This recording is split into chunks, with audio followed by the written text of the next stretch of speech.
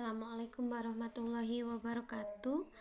Pada pertemuan ke-9 ini kita akan belajar tentang probabilitas atau nama lainnya adalah peluang gitu ya. Karena mata kuliah kita ini statistika dan probabilitas, yang kemarin-kemarin kita sudah belajar tentang statistik gitu ya.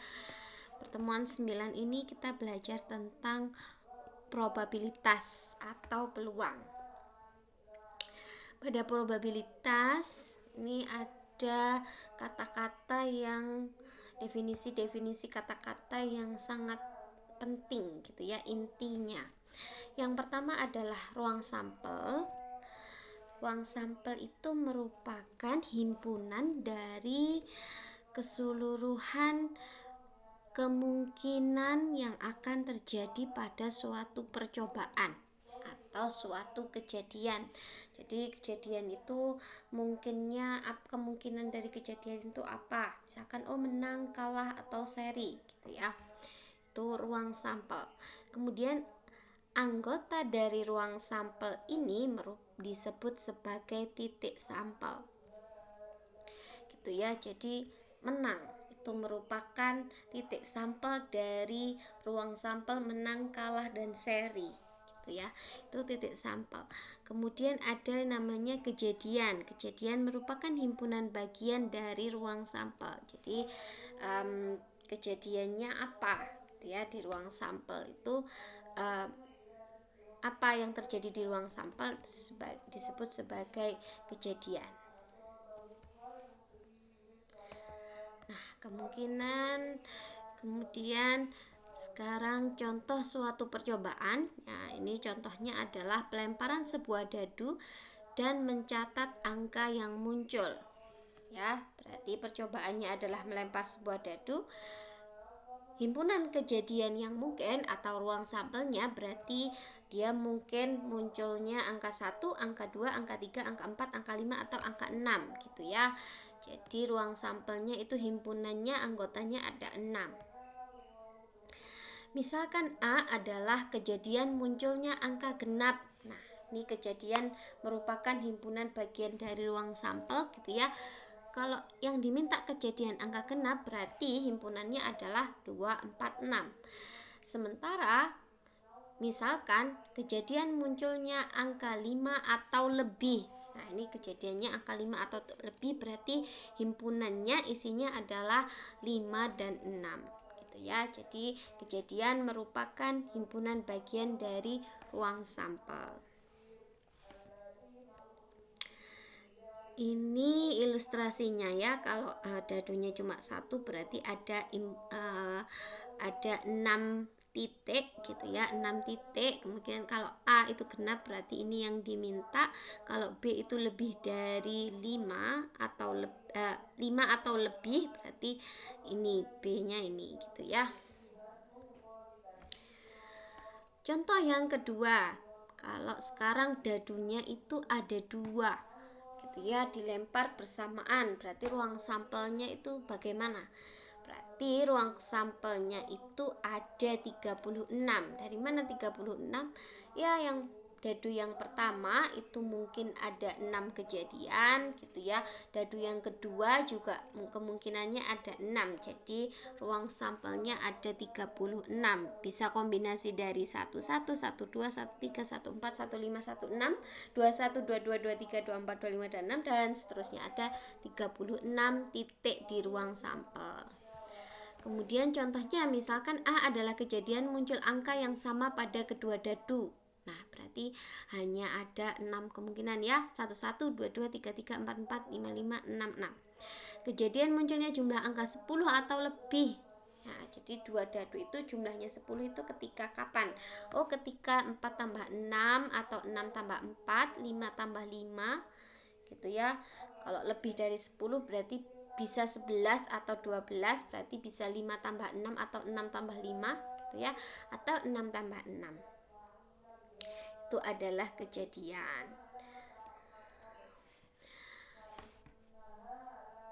Contoh lagi gitu ya, pengamatan terhadap umur. Nah, ini disebut sebagai kejadian kontinu gitu ya. Dia titik sampelnya itu tidak dapat ditulis dengan mendaftar gitu ya, hanya dituliskan dalam bentuk himpunan seperti ini. Ruang sampelnya adalah T, itu maksudnya waktu. T lebih besar dari 0, berarti umur lampu itu pasti lebih dari 0 gitu ya. Misalkan jam 0, lebih dari 0 mungkin 0,5 jam, 5 jam, 1 jam gitu ya. Maksudnya di sini dia bisa berarti desimal gitu ya. Kejadian umur lampu melebihi 10 jam berarti T lebih besar 10.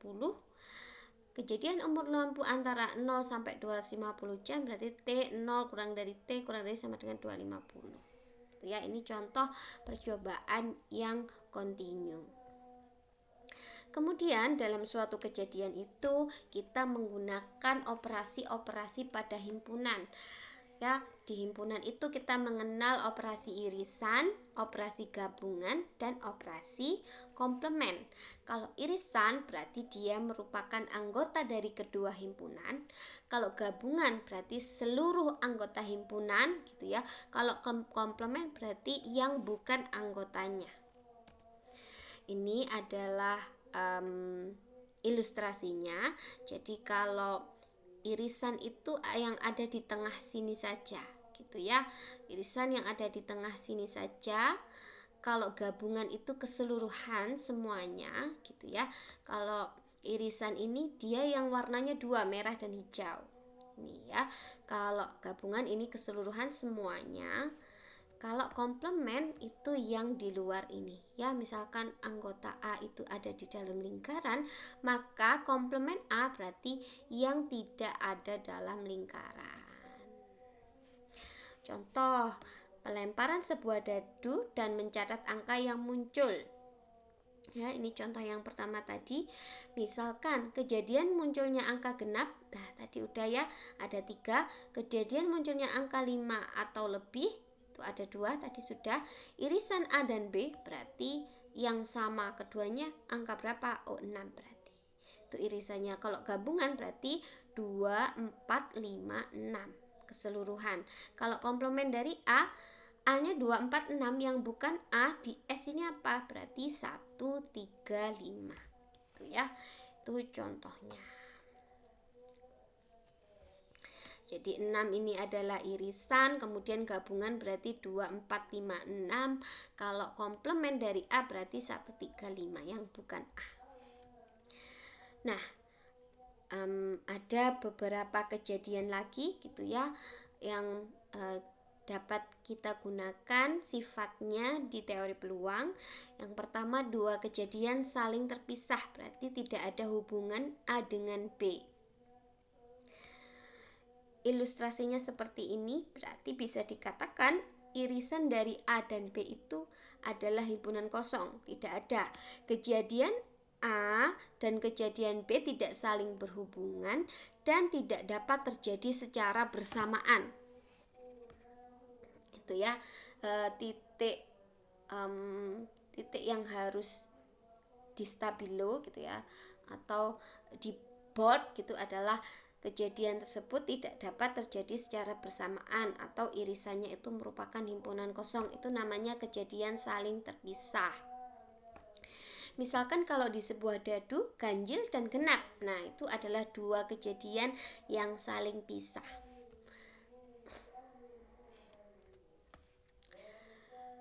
Kemudian untuk menghitung titik sampel, jadi ini ada berapa kemungkinan kejadian gitu ya. Ada beberapa cara. Yang pertama, jika suatu operasi dapat dilakukan dengan N1 cara, dan bila untuk setiap cara ini operasi kedua dapat dilakukan dengan N2 cara, operasi ketiga dapat N3 cara, dan seterusnya, maka jumlah keseluruhan titik sampel adalah N1 kali N2 kali N3 dan seterusnya. Ya, misalkan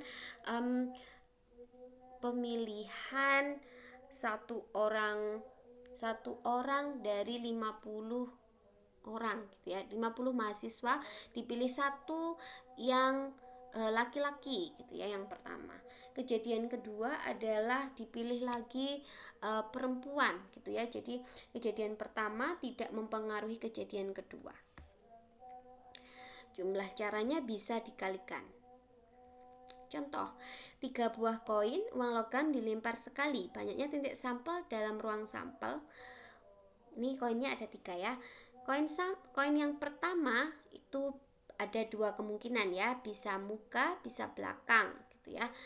Kemudian untuk koin kedua juga bisa muka, bisa belakang gitu ya, bisa depan, bisa belakang gitu.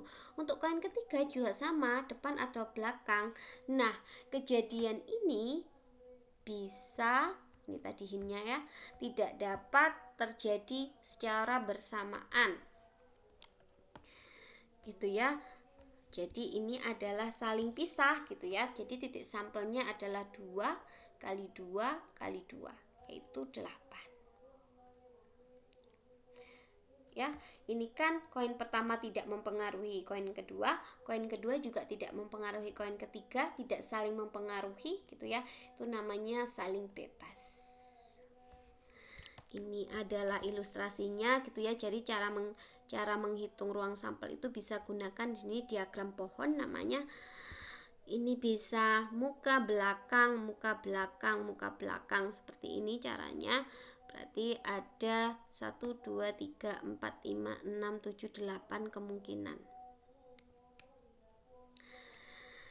Nah, kemudian cara menghitung jumlah titik sampel atau anggota dari ruang sampel itu ada berapa, itu bisa menggunakan permutasi dan kombinasi. Nah, ini konsep yang kita pelajari di matematika diskrit dulu udah pernah gitu ya.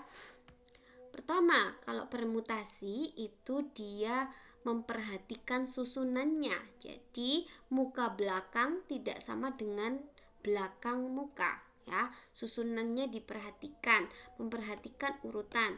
Nah, kalau kombinasi itu kita gunakan ketika kejadian tersebut tidak memperhatikan urutan.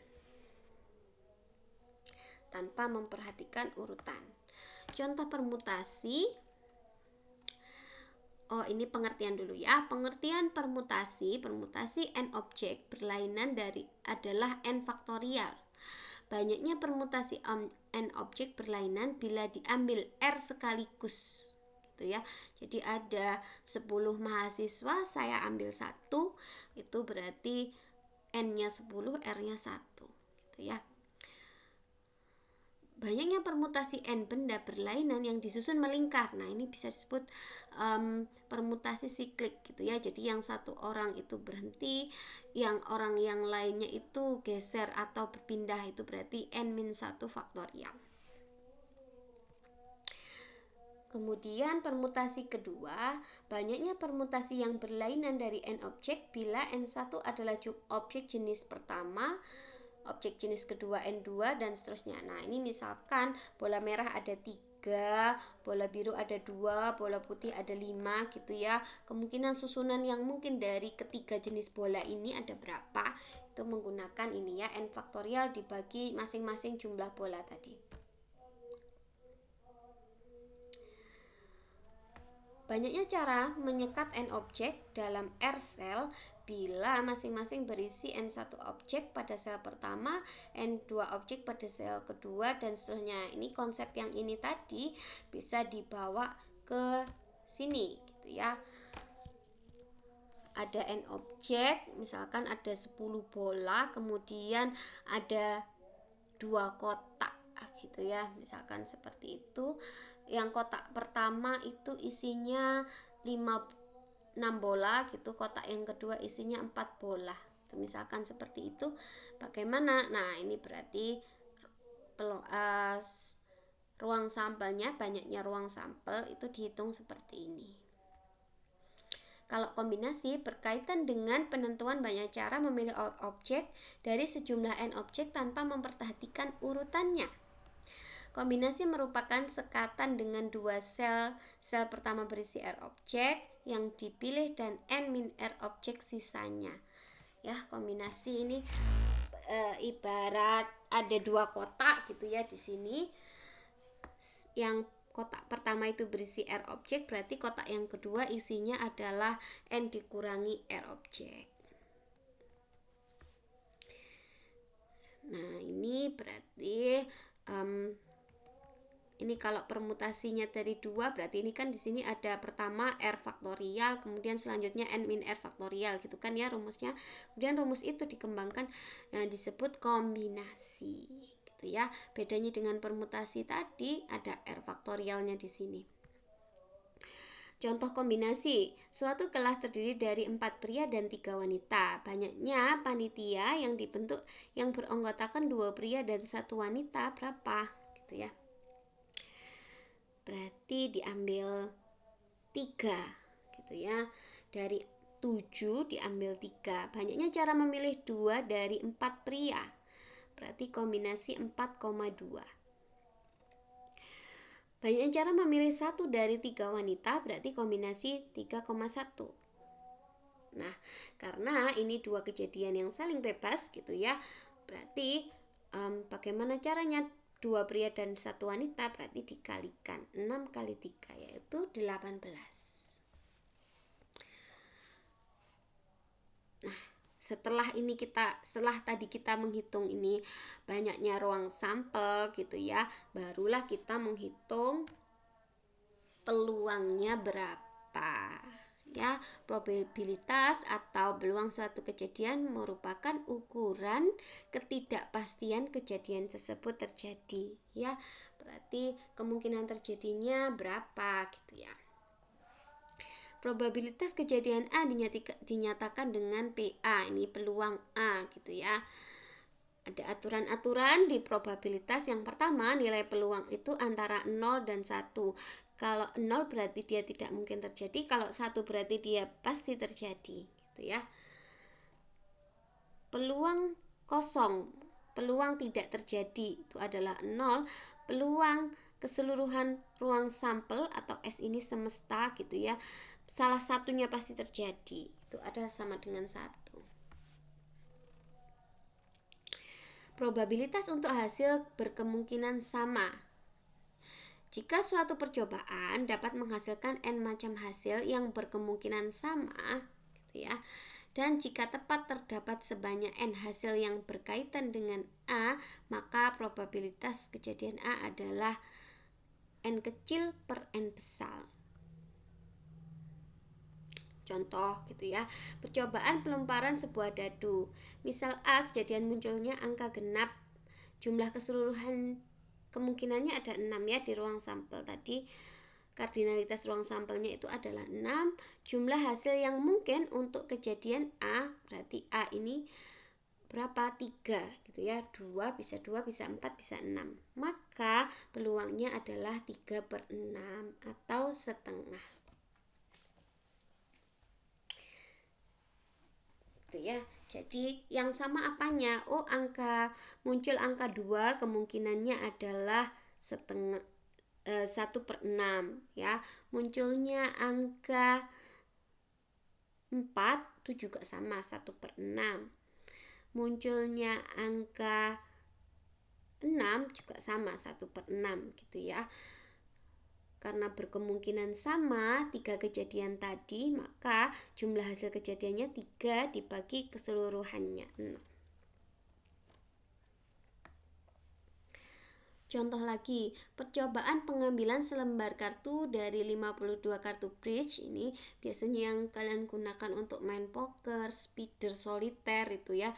Karena ada 52 kartu gitu kan ya. Misalkan B, kejadian terpilihnya kartu heart ya, jumlahnya ada berapa heart? 13 gitu ya. Jadi kartu bridge ini ada 52. Dari 52 itu ada 4 jenis gitu ya. 4 jenis itu adalah ada wajik, heart yang warnanya merah, kemudian ada pohon dan keriting yang warnanya hitam. Masing-masing ini ada 13 gitu ya. Di 13 ini susunannya ada 1 2 3 4 5 6 sampai 10. Kemudian ada J, Ki dan K gitu ya. J, Ki, K, kemudian As gitu ya. Ada 13. Jumlah seluruh hasil yang mungkin 52 karena kartunya ada 52. Jumlah hasil yang mungkin untuk kejadian B adalah terambilnya kartu heart, berapapun itu kartunya, berarti ada 13 kan heart. Jadi peluang kejadiannya adalah 13 dibagi 52, bisa disederhanakan menjadi 1/4. Contoh lagi, dalam suatu kotak terdapat 4 bola merah, 6 bola putih. Jika 4 bola diambil secara random, probabilitas terpilihnya 2 bola merah dan 2 bola putih berapa?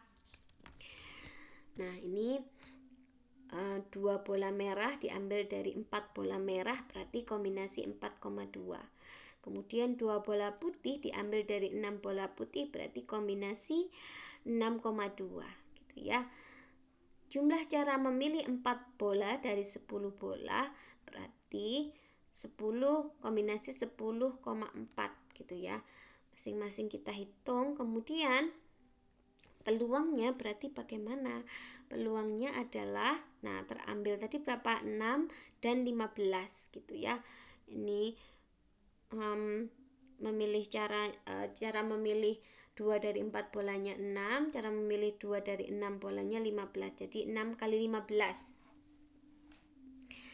Dibagi keseluruhannya, jumlah memilih 4 bola dari 10 bola itu ada 210. Jadi peluangnya ada 3/7. Nah, kemudian ada karakteristik yang kita gunakan dalam menghitung peluang. Yang pertama, jika A dan B dua kejadian sembarang, maka peluang A gabung B, biasanya ini atau ya kata-katanya gabungan ini, A gabung B adalah peluang A ditambah peluang B dikurangi peluang dari irisan keduanya. Jika A dan B kejadian yang saling terpisah ya, saling bebas gitu ya, jadi irisannya sama dengan 0, maka gabung B itu sama dengan peluang A ditambah peluang B.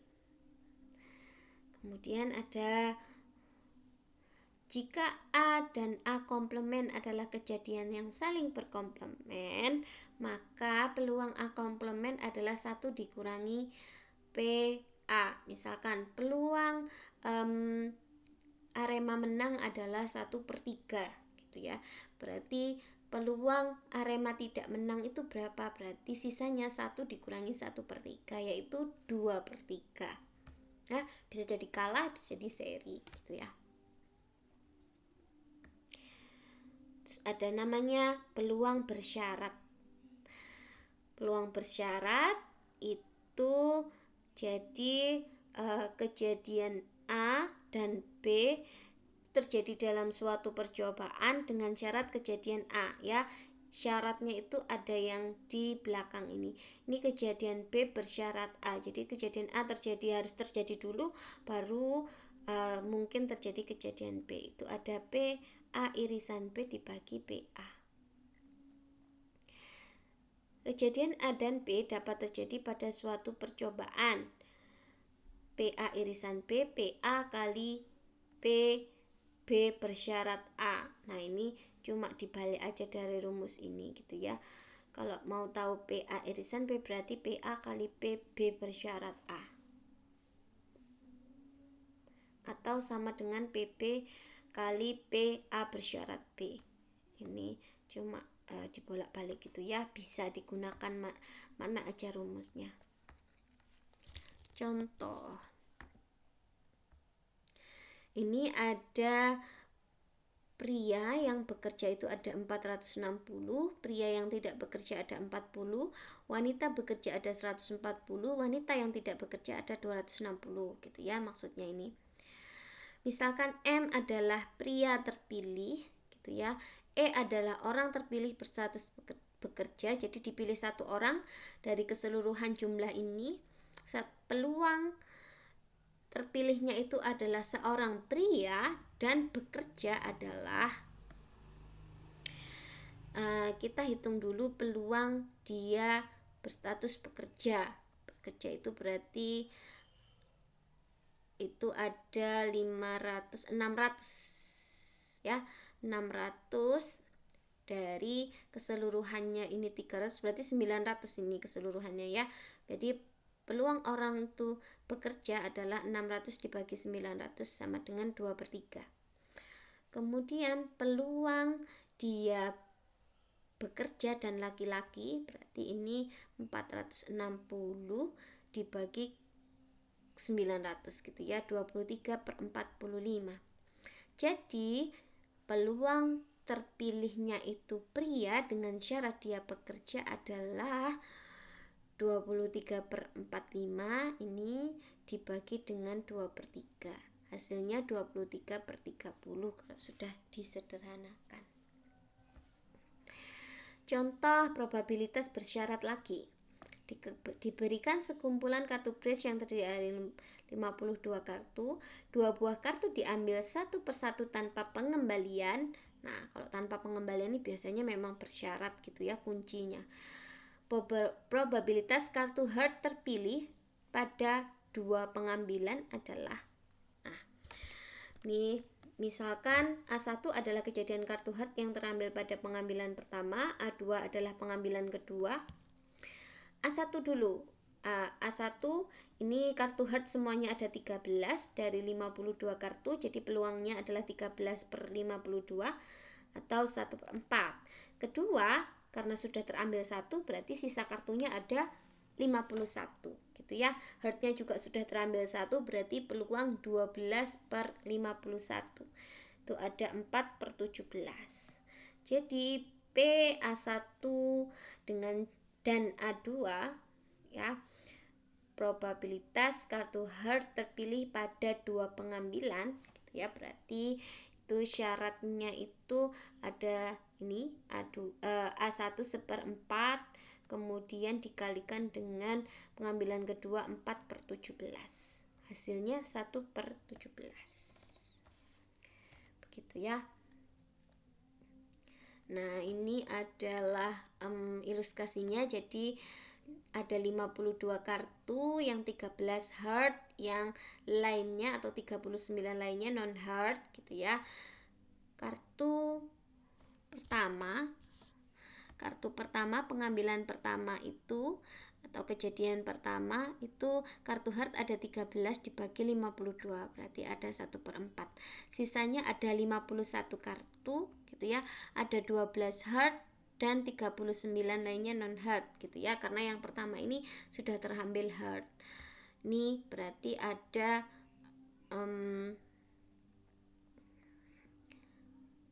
12/51 gitu ya. Kalau terambil heart 12/51 disederhanakan menjadi 4/17. Ini berarti dikalikan seperti ini. Nah, kalau pertanyaannya dibalik gitu ya, pengambilan pertama itu bukan heart, pengambilan kedua itu heart, gimana gitu ya. Berarti di sini kita pakai yang ini. Kalau bukan heart berarti 39/52 gitu ya. Kalau pengambilan kedua heart dengan syarat yang pertama bukan heart gitu, berarti ini heartnya masih 13 dikurangi sisa kartunya 51 berarti 13/51. Ini keseluruhan peluang kejadian gitu ya. Bisa kalau diambil 2 itu bisa heart dan non heart. Pengambilan yang kedua juga bisa heart non heart. Pengambilan kedua ini untuk yang pertama non heart, yang kedua juga bisa heart dan non heart. Itu bisa dihitung semuanya di sini. Contoh lagi, kotak pertama terdiri dari 4 bola putih, 3 bola hitam, dan kotak kedua terdiri dari 3 bola putih, 5 bola hitam. Sebuah bola diambil dari kotak pertama dan ditempatkan tanpa terlihat ke kotak kedua. Probabilitas bahwa sebuah yang diambil dari kotak kedua adalah hitam. Ada kedua kejadian ya. Ambil 1 bola dari kotak pertama, ditempatkan di kotak kedua. Habis itu ambil 1 bola lagi dari kotak kedua, yang ditanyakan peluangnya kotak kedua itu berwarna hitam berapa gitu ya. Ini disimbol-simbolkan dulu. H1 kejadian bola hitam yang terpilih dari kotak 1 P1 kejadian bola putih yang terpilih dari kotak 1, H2 kejadian bola hitam terpilih dari kotak 2, P2 kejadian bola putih yang terpilih dari kotak 2. Ini kita bisa pakai ilustrasi seperti ini juga ya cara mengerjakannya. Nah, kayak gini. Kotak pertama bisa hitam, bisa putih. Kalau hitam peluangnya berapa? Kalau putih peluangnya berapa? Kotak kedua bisa hitam, bisa putih gitu ya. Kalau yang kedua itu juga hitam gitu, berarti sisanya gitu ya. Kotak pertama hitam, berarti karena hitamnya ada 3, keseluruhan ada 7, berarti 3/7.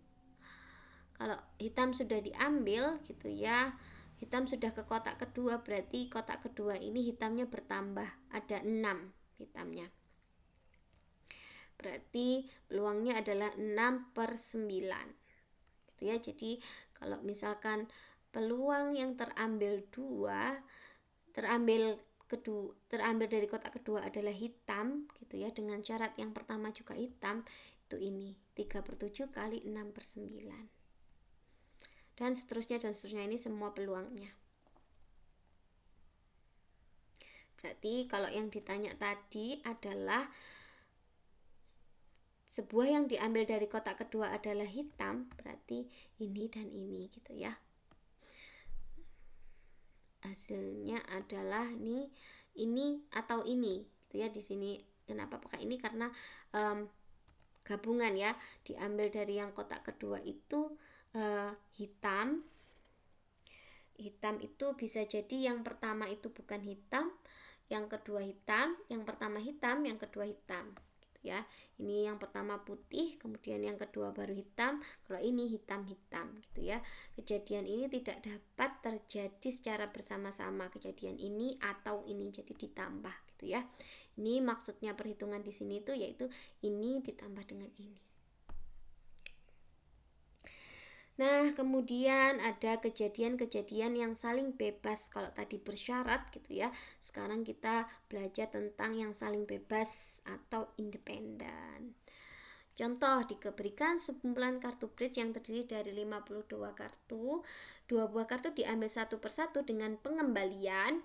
Ya, bedanya di bersyarat tadi tanpa pengembalian, kalau bebas ini dengan pengembalian. Probabilitas kartu heart terpilih pada 2 pengambilan adalah, ya berarti kalau kejadian pertama, pengambilan pertama itu A1 13/52, dikembalikan lagi berarti jumlahnya tetap gitu ya. Jadi pengambilan kedua itu 13/52 juga. Jadi kalau dua-duanya pengambilannya itu terpilih warna heart, peluangnya adalah 1/4 kali 1/4. Nah, ini ilustrasinya. Kalau pengambilan pertama heart, kedua bukan heart gitu ya. Ini pengambilan kedua itu heart, bukan heart. Tuh, ini bisa dibaca gitu ya. Ini saling bebas lagi, bisa dibaca sendiri. Terima kasih, sekian kuliah peluang hari ini saya akhiri. Assalamualaikum warahmatullahi wabarakatuh.